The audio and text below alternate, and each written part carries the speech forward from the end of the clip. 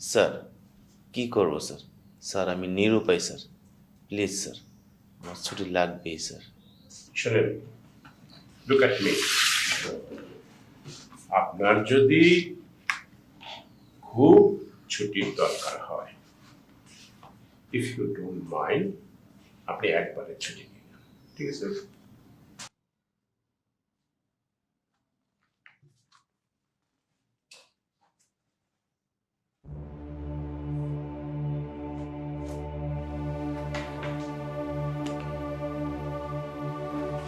কিরে মামা, তুই কি বিয়ের পর আমাদের সাথে থাকবি নাকি আলাদা বাসা থাকবি?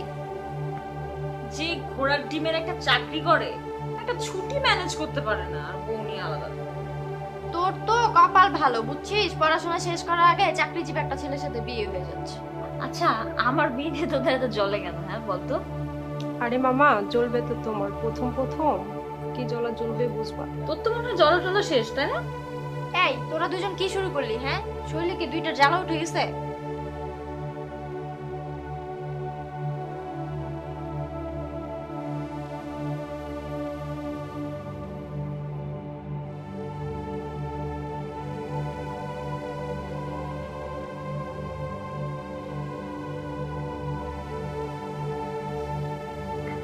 হ্যালো, কি অবস্থা? অবস্থা ভালো না। কেন, কি হয়েছে? আরে আর বইলো না, স্যারকে ছুটির কথা বললেই স্যার হুড় হুড় করে এবার খেপে যাচ্ছে।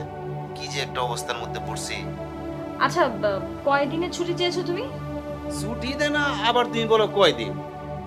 তাহলে এখন কি হবে?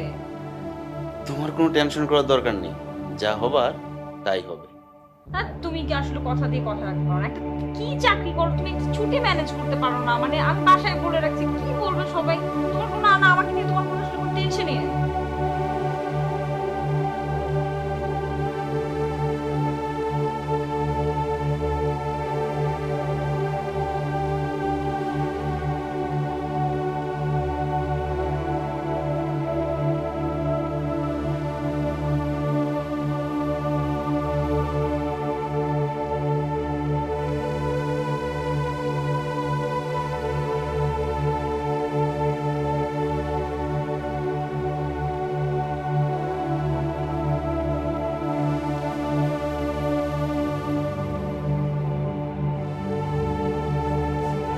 আপনারা